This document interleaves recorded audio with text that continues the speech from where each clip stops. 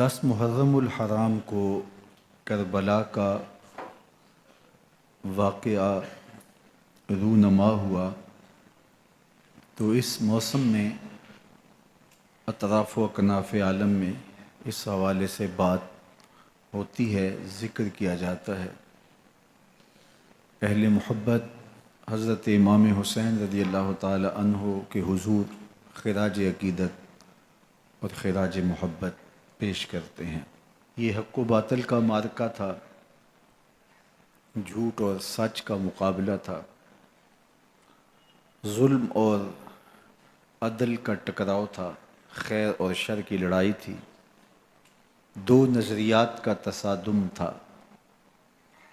ایک طرف امام حسین رضی اللہ تعالی عنہ اور ان کے 72 جانثار تھے، اور دوسری طرف یزید اپنی تمام تر قوت کے ساتھ موجود تھا۔ حضرت امام حسین رضی اللہ تعالی عنہ سے مسلسل آخری وقت تک بیعت کا اصرار رہا، اور آپ آخری سانس تک یزید کی بیعت سے انکار کرتے رہے۔ حضرت امام حسین رضی اللہ تعالیٰ عنہ لڑائی کے لیے نہیں آئے تھے، ورنہ خواتین اور بچے ساتھ لانے کا کوئی مقصد نہیں تھا۔ آلات حرب و ضرب بھی نہیں تھے۔ عرب جو اپنے ساتھ سفر پہ معمول کی تلواریں اور اسلحہ جات رکھتے ہیں وہی تھے، اور آپ کو پیشکش بھی کی گئی۔ ترماح بن عدی بن حاتم نے، یہ حاتم تائی کا پوتا تھا، کہا کہ آپ میرے ساتھ ہمارے علاقے میں چلے جائیں۔ جب مختلف بادشاہوں نے عرب پر قبضہ کیا تو ہمارے قبائلی علاقے اس وقت بھی ان سے محفوظ رہے۔ ہم آزاد قبائل ہیں، میں چند دنوں میں آپ کی پشت پر 30,000 کا لشکر کھڑا کر دوں گا جو جانثار ہوگا۔ لیکن حضرت امام حسین رضی اللہ تعالیٰ عنہ نے ترماح بن عدی کی اس پیشکش کو قبول نہیں کیا اور آگے بڑھے۔ دشت نینوا میں، جسے دشت کربلا بھی کہتے ہیں، حر بن یزید ریاحی 500 سواروں کو ساتھ لے کر کے حضرت امام حسین کو محصور کر دیتا ہے، اور پھر یزید کا لشکر وہاں جمع ہونا شروع ہو جاتا ہے۔ 22,000 یا 30,000 کا لشکر امام حسین رضی اللہ تعالی عنہ کے اطراف میں لگا دیا گیا۔ 3 دن تک اس خانوادے کے لیے پانی بند کر دیا گیا۔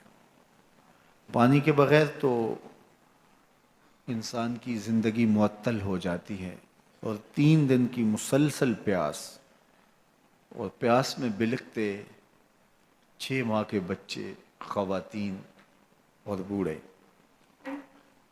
لیکن عزیمت کی راہوں کے یہ مسافر کسی صورت بھی یزید سے بیعت کرنے پہ آمادہ نہ ہوئے۔ یہ ایک ہیلہ تھا کہ پانی بند کریں گے، بچے بلکیں گے، خواتین بے چین ہو جائیں گی تو یہ مجبور کر دیے جائیں گے۔ لیکن کہا تم جو کرنا ہے کرو۔ یہ بات طے شدہ ہے کہ ہم یزید سے بیعت نہیں کریں گے۔ پھر 3 ماہ پانی بند کرنے کے بعد حضرت امام حسین رضی اللہ تعالیٰ عنہ اور ان کے خاندان کو جس طرح ذبح کیا گیا، یہ ایک دردناک کہانی ہے۔ 72 افراد کربلا میں شہید کر دیے گئے۔ اہل حق کا یہ قافلہ بھوک اور پیاس سے نڈھال تھا، لیکن عزیمت کی راہوں کا یہ مسافر سرنگوں نہیں ہوا اور یزید کے ہاتھ پہ بیعت نہیں کی۔ امام حسین رضی اللہ تعالی عنہ آپ کے بیٹے، بھائی، بھتیجے، بھانجے، اعیان و انصار، محبین شہید کر دیے گئے۔ 70 لوگ آپ سے پہلے شہید کیے گئے، پھر امام حسین رضی اللہ تعالی عنہ شہید کر دیے گئے۔ سوید نامی ایک زخمی وہ چھری لے کر کے حملہ آور ہوئے اور وہ بھی شہید کر دیے گئے. یہ کربلا کے آخری شہید تھے جو حضرت امام حسین کے بعد شہید ہوئے. لیکن ان کی خون آشام تلواروں کی ابھی پیاس نہیں بجھی اور ان کی آتش غیظ و غضب ابھی ٹھنڈی نہیں ہوئی. شمز الجوشن حضرت علی اوسط جنہیں امام زین العابدین کے نام سے دنیا جانتی ہے، 14 سال کی عمر میں تھے، بیمار تھے. خیمے میں گھس کے ان کو بھی شہید کرنے لگا تو حمید بن مسلم نے کہا کہ کیا بچوں کو بھی شہید کیا جائے گا؟ تو وہ رک گیا. عمر بن سعد کے حکم نامے سے مقدس لاشوں پر گھوڑے دوڑائے گئے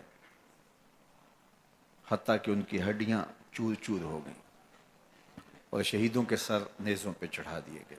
حسین ابن علی اور ان کے آیان و انصار کاٹ دیے گئے. فتح کے نقارے بجے، جشن منائے گئے اور یہ قافلہ کربلا سے کوفے کی جانب روانہ ہوا. شہیدوں کے سر نیزوں پہ آگے آگے چل رہے ہیں اور اونٹوں کے اوپر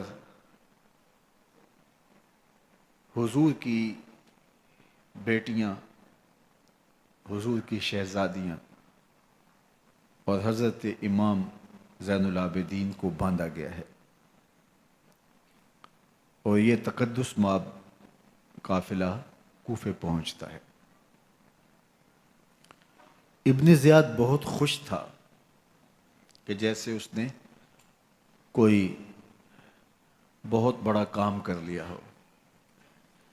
نواسہ رسول کا سر ایک تشت میں رکھا اس کے سامنے تھا اور وہ چھڑی سے آپ کے ہونٹوں اور آپ کے دانتوں پر ضرب لگاتا.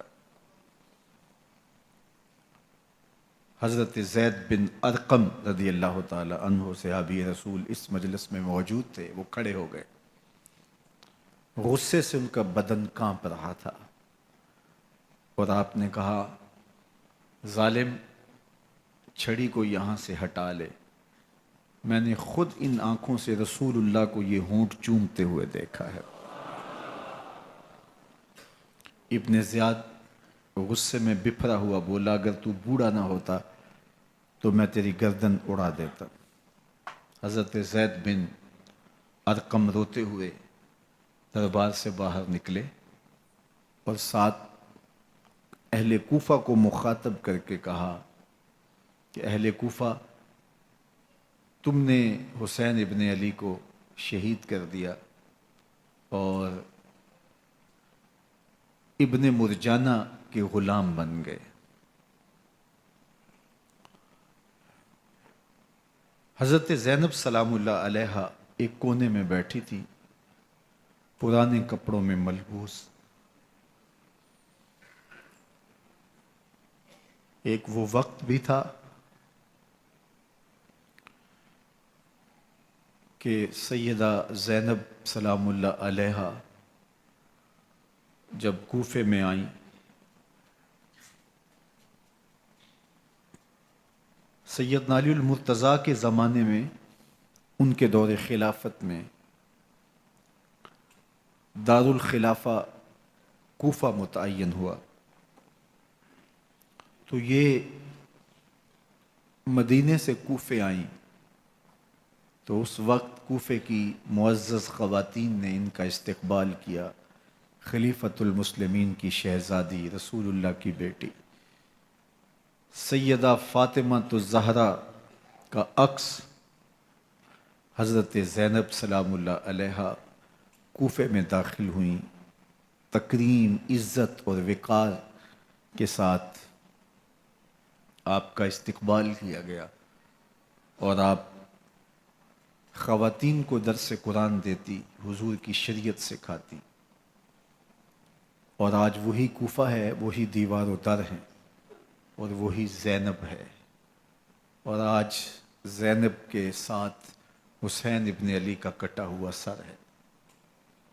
پرانے کپڑوں میں ملبوس حضرت زینب سلام اللہ علیہ آج اسی کوفے میں داخل ہوئی ہیں۔ دارالامارت کے ایک کونے میں تشریف فرما ہیں کہ ابن زیاد پوچھتا ہے یہ خاتون کون ہے؟ حضرت زینب خاموش رہیں۔ اس نے دوسری مرتبہ پوچھا، آپ پھر خاموش رہیں۔ تیسری مرتبہ پوچھا، آپ پھر خاموش رہیں۔ پھر ایک لونڈی نے بتایا یہ زینب بنت علی ہیں۔ تو اس کے سامنے حضرت امام حسین کا کٹا ہوا سر پڑا تھا، اور وہ حضرت زینب سے مخاطب ہو کے کہنے لگا کہ اللہ نے تمہیں شکست دی اور یزید بن معاویہ کو فتح عطا کی۔ تو حضرت زینب سلام اللہ علیہ پھر دربار ابن زیاد میں ایک خوبصورت خطبہ عطا کیا۔ زینب بول رہی تھی، لگ رہا تھا مولا کائنات بول رہے ہیں۔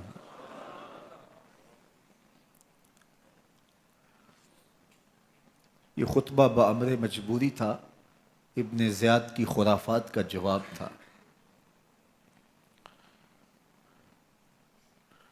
تو ابن زیاد سے اس کا جواب تو نہ بن پڑا، لیکن کہنے لگا کہ بڑی مکفہ اور مسجع گفتگو کی، تمہارا باپ علی بھی بہت اچھا شاعر تھا۔ تو سیدہ زینب سلام اللہ علیہ نے فرمایا ہمیں مکفہ گفتگو سے کیا غرض، یہ تو ایک حقیقت ہے جو ہم نے بیان کی۔ تو حضرت علی اوسط امام زین العابدین بھی پاس تھے، تو دیکھ کر کے کہنے لگا کہ یہ لڑکا کون ہے؟ تو فرمایا میں علی بن حسین ہوں۔ تو کہا کہ انہیں تو قتل کر دیا گیا۔ کہا وہ میرے بھائی تھے اور ان کا نام بھی علی تھا، میرا نام بھی علی ہے۔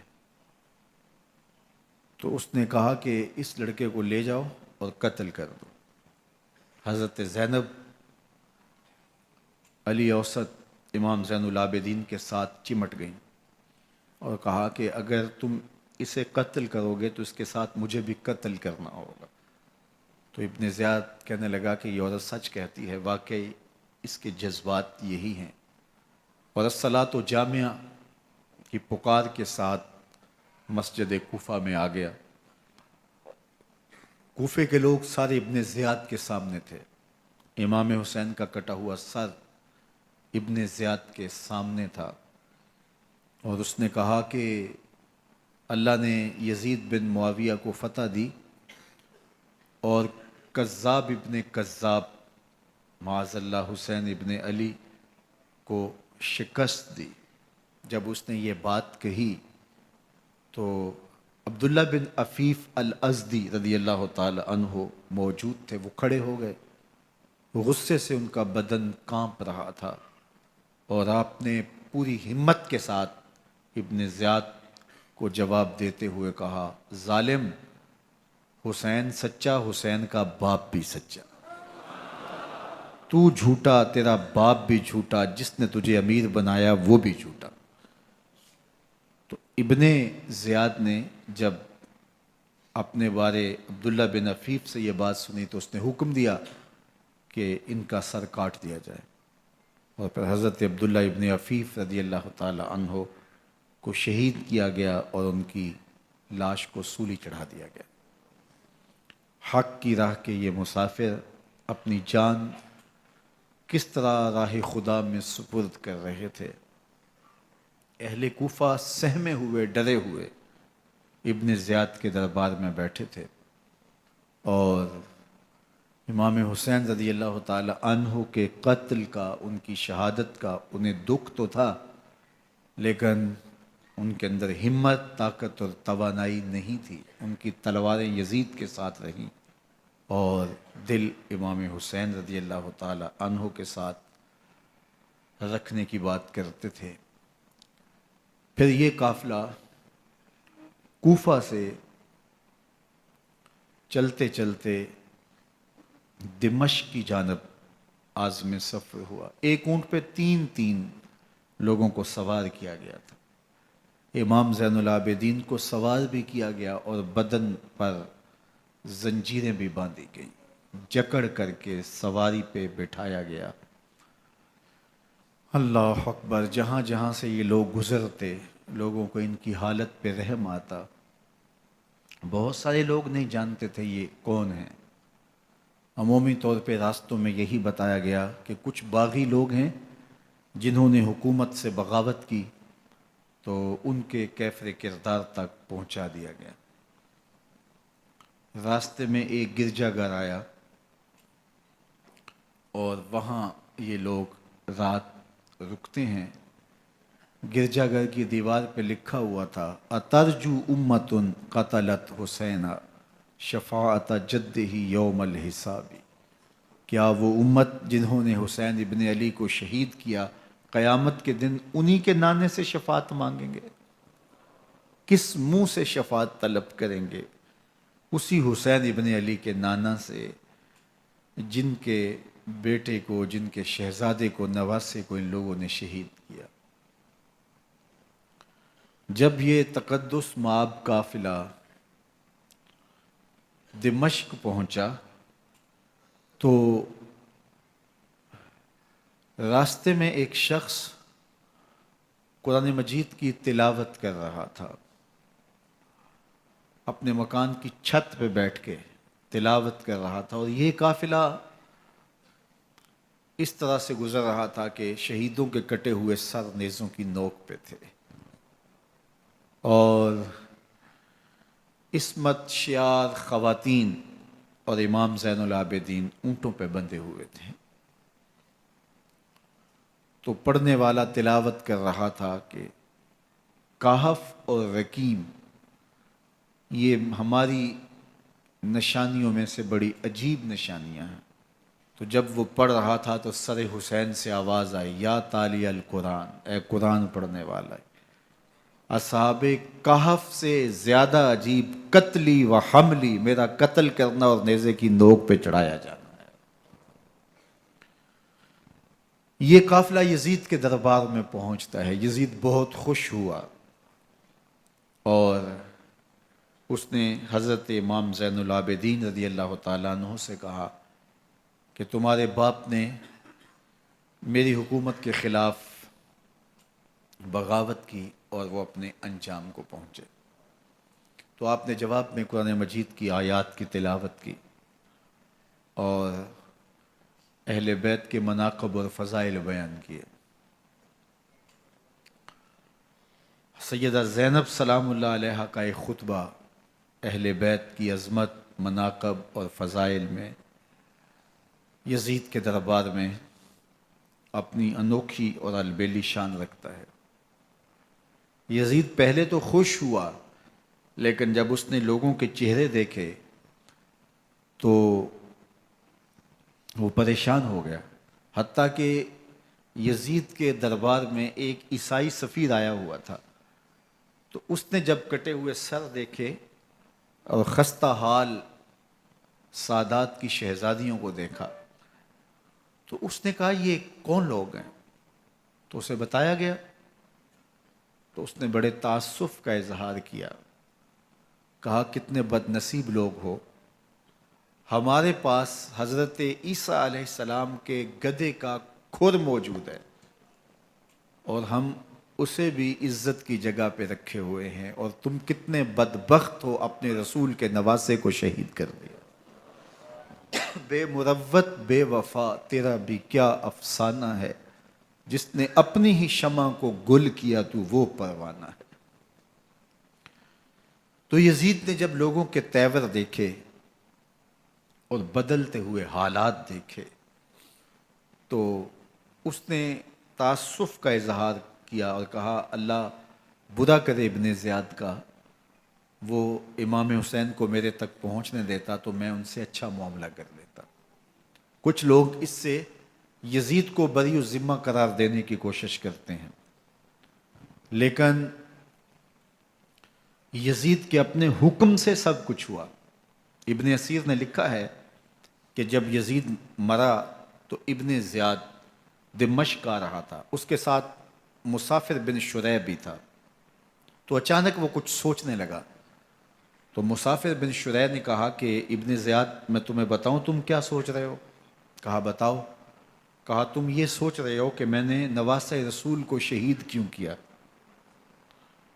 تو کہنے لگا کہ یہ مجھے یزید کا حکم تھا، اور اگر میں نواسہ رسول کو شہید نہ کرتا تو وہ مجھے قتل کر دیتا۔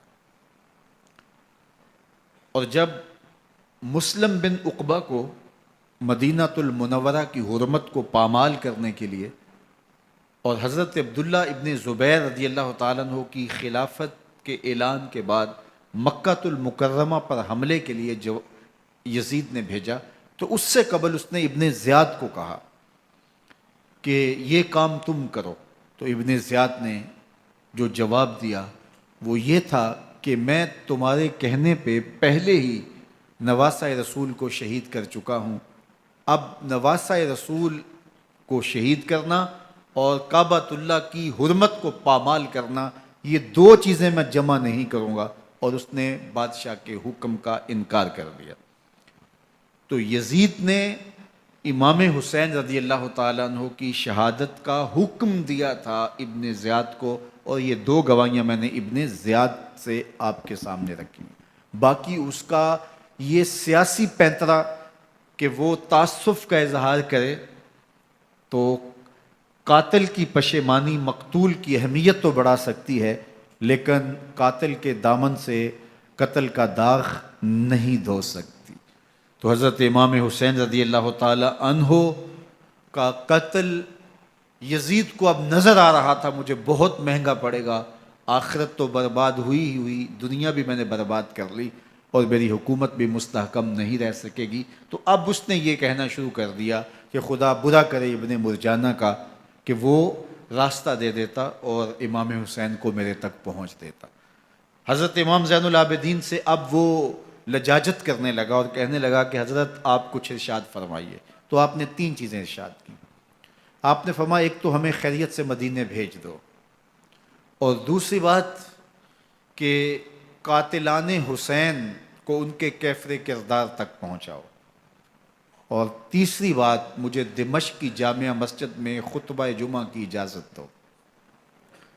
اس نے کہا کہ خطبہ جمعہ کی اجازت بھی دیتا ہوں، آپ کو خیریت سے مدینہ المنورہ بھی روانہ کر دیا جائے گا، لیکن قاتلان حسین کو کیفر کردار تک پہنچانا یہ میرے بس میں نہیں ہے، یہ ممکن نہیں ہے۔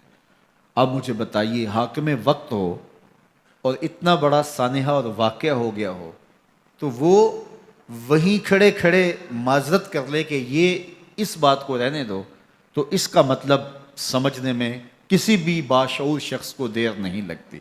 اسے چاہیے تھا کہ وہ کہتا کہ میں اس کی تحقیق کروا کے جو بھی مجرم ہے وہ کیفر کردار تک پہنچے گا، اور آپ نہ بھی کہتے تو یہ میں کرتا چونکہ میں حاکم وقت ہوں۔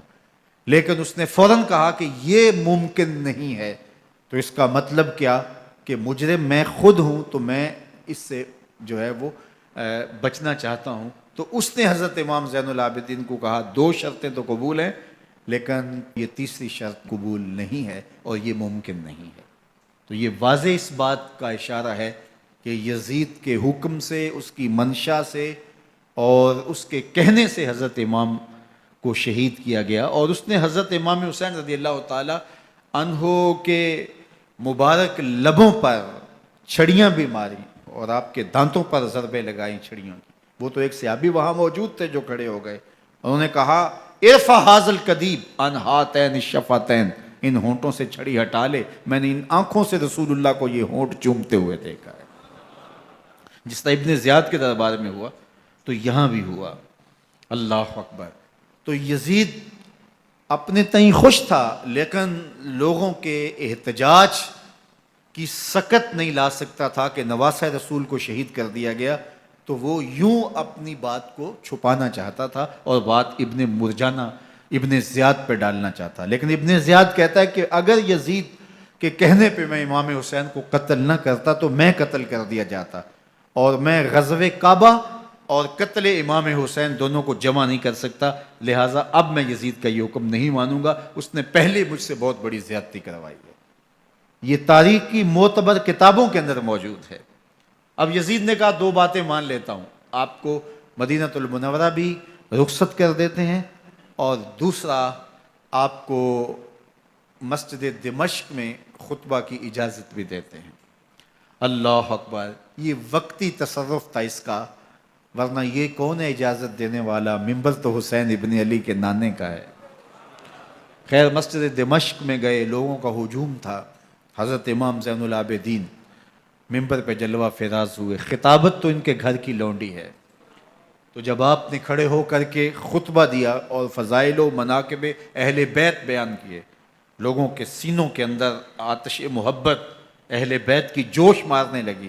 یزید ڈر گیا کہ اگر کچھ دیر خطبہ جاری رہا تو کہیں ایسا نہ ہو کہ لوگ میرے خلاف اٹھ کھڑے ہوں، تو اس نے مؤذن کو اشارہ کیا اور وہ اذان دینے لگا، تو اس نے کہا اللہ اکبر اللہ اکبر، تو حضرت امام زین العابدین نے کہا اس میں کوئی شک نہیں کہ اللہ سب سے بڑا ہے۔ پھر کہا اشہد اللہ الہ الا اللہ، تو امام زین العابدین نے فرمایا کہ ہم نے اس بات کی اپنے خون سے گواہی دی ہے کہ اللہ کے علاوہ کوئی معبود نہیں ہے۔ پھر اس نے کہا اشہد ان محمد رسول اللہ، تو حضرت امام زین العابدین نے یزید کی آنکھوں میں آنکھیں ڈال کے کہا یزید دیکھ، اذان میں تیرے نانے کا نام ہے یا میرے نانے کا نام ہے؟ تو حسین ابن علی رضی اللہ تعالیٰ عنہ کا نام کبھی بھی مٹنے والا نہ زیاد کا وہ ستم رہا، نہ یزید کی رہی وہ جفا، رہا تو نام حسین جسے زندہ رکھتی ہے کرب۔ یزید نے امام حسین رضی اللہ تعالیٰ عنہ کو راستے سے ہٹا دیا، اس کا خیال تھا کہ یہ باغی ہیں اور میں ان کو کچل دوں۔ حضرت امام حسین شہید کر دیے گئے، ان کا خاندان شہید کر دیا گیا۔ صرف 14 سال کے امام زین العابدین رضی اللہ تعالی عنہ اس حادثے میں، اس واقعہ میں جو ہے وہ بچے، اور سب سے زیادہ دکھ اپنی آنکھوں سے انہوں نے دیکھے، کربلا کا منظر بھی دیکھا، کوفے کا دارالعمارہ بھی دیکھا، اور دمشق کا دربار یزید بھی دیکھا، اور پھر یہاں سے مدینے پہنچ کر اہل مدینہ سے جو سامنا ہوا امام زین العابدین نے وہ لمحے بھی دیکھے۔ کہتے ہیں اس واقعہ کربلا کے بعد حضرت امام زین العابدین کبھی ہنسے نہیں تھے، جب بھی پانی پینے لگتے تو رو پڑتے، انہیں شاید سکینہ کی پیاس یاد آ جاتی تھی۔ امام زین العابدین کا رنگ زرد ہو جاتا جب کربلا کی یاد آتی، اور بسا اوقات شہر سے وحشت ہونے لگتی اور دور باہر نکل جاتے اور جا کر کے وہاں خیمہ گاڑ لیتے اور مہینہ مہینہ وہاں ذکر و فکر اور عبادت میں لگے رہتے۔ امام زین العابدین کے ہاتھوں میں ہتھ کڑیاں، پاؤں میں زنجیریں، اور اونٹ پہ باندھ کر کے جب حضرت امام زین العابدین کو شہیدوں کی لاشوں کے قریب سے گزارا گیا تو غشی پہ غشی طاری ہو رہی تھی امام زین العابدین پہ، اور وہ گھڑیاں بھی امام زین العابدین پر کتنی دردناک تھیں کہ جب شہزادیاں اونٹوں کے ساتھ باندھی گئی تھی اور امام زین العابدین اپنے بابا کا سر اپنے سامنے چلتا ہوا دیکھتے تھے، اور یہ دردناک لمحے کہ جب رات کی گھڑی آئی تو زینب سلام اللہ علیہ نے دیکھا کہ زین العابدین کے آنسو نہیں تھمتے اور ان کو غشی پہ غشی آتی ہے، تو وہ آگے بڑھ کے ان کو اپنی آغوش میں سمیٹتی ہیں اور کہا زین العابدین کیا ہوا؟ کہا کہ پھپھو جان اگر ہو سکے تو بابا کا سر کچھ دیر کے لیے میری گود میں نہیں آ سکتا ہے۔ وہ وقت بھی امام زین العابدین پہ آتا ہے جب زخم اور درد اور دکھ حد سے تجاوز کرتے ہیں تو زین العابدین مدینہ کی طرف منہ کر لیتے ہیں اور حضور کی بارگاہ میں ہوا کے ہاتھوں پیغام بھیجتے ہیں، ان نلتا یا ریح الصبا یوما الی ارض الحرم بلغ سلامی روزتن فیہ النبی المحترم یا رحمت للعالمین ادرک لزین العابدی محبوس عید الظالمی فی الموکب والمزدحم۔ امام زین العابدین نے یہ سارا دردناک منظر اپنی آنکھوں سے دیکھا اور یہ سارے دکھ سہے۔ امام زہری کہتے ہیں کہ ولید کے زمانے میں دوبارہ امام زین العابدین کو پکڑ لیا گیا اور ان کے ہاتھوں میں دوبارہ ہتھ کڑیاں اور پاؤں میں بیڑیاں ڈال دی گئیں۔ میں ملنے گیا تو جو ہی امام کے ہاتھوں میں ہتھ کڑیاں دیکھی تو میرا دل ڈولنے لگا اور میری آواز گلے میں دب گئی اور آنسو تھے کہ تھمتے نہیں تھے۔ تو امام زین العابدین نے مجھے دیکھا تو مجھے تسلی دیتے ہوئے کہا زہری کیا ہوا تمہیں؟ تو میں نے کہا حضرت کربلا میں تھوڑے دکھ دیکھے تھے اور اب یہ حالت مجھ سے دیکھی نہیں جا رہی۔ تو امام زین العابدین نے ان زنجیروں کو اور ان ہتھ کڑیوں کو جن سے آپ جکڑے گئے تھے جھٹکا دیا، لوہے کی زنجیریں ٹوٹ گئیں۔ کہا زہری ہم اللہ کی تقدیر پہ راضی ہے ورنہ یہ زنجیریں کیا ہوتی ہیں۔ امام زین العابدین کو اللہ نے عزتوں سے نوازا تھا، ہر دور کے حاکم وقت ڈرتے تھے اور ان کی عزت سے حسد کرتے تھے۔ ولید بن عبد الملک بنو امیہ کا بڑا تگڑا حکمران گزرا ہے۔ ایک دن طواف کرتے کرتے حجر اسود کے سامنے آیا اور اس کے دل میں آیا کہ میں حجر اسود کو بوسہ کروں، لیکن رش اتنا تھا کہ آگے بڑھنے کی ہمت نہ ہوئی اور پیچھے ہٹ کے کھڑا ہو گیا کہ رش کم ہوتا ہے تو میں حجر اسود کو چومتا ہوں۔ اتنے میں امام زین العابدین رضی اللہ تعالی عنہ وہ بھی طواف کرتے کرتے حجر اسود کے قریب آئے، ایک لمحے کے لیے توقف کیا، لوگوں نے راستہ چھوڑ دیا۔ امام زین العابدین آگے بڑھے، حجر اسود کو چوما، پھر آگے بڑھ گئے۔ ولید بن عبد الملک کو بڑا غصہ آیا کہ لوگوں نے میرے لیے تو راہیں نہیں چھوڑی اور زین العابدین کے لیے راہیں چھوڑ دی ہیں۔ تو وہ اپنے درباری شاعر کو، فرزدق کو جو اس کے ساتھ کھڑا تھا، اس کو پوچھتا ہے من ھذا، یہ کون ہے؟ حالانکہ اسے پتا تھا یہ امام زین العابدین ہے۔ بعض اوقات سوال تفہیم کے لیے کیا جاتا ہے، سمجھنے کے لیے کیا جاتا ہے، اور بعض اوقات سوال تحقیر کے لیے کیا جاتا ہے۔ جس طرح کسی شخص کو آپ پسند نہ کرتے ہو اور وہ کوئی کام کرے تو آپ کہتے ہیں یہ کون ہے، یہ کون ہے؟ تو اس نے کہا من ھذا، یہ کون ہے؟ اب فرزدق شاعر تھا اور درباری شاعر تھا، اسے اچھی طرح پتا تھا کہ من ھذا سے بادشاہ کیا سننا چاہتا ہے، لیکن آج اس کی غیرت ایمانی جاگ گئی۔ بادشاہ نے کہا من ھذا، یہ کون ہے؟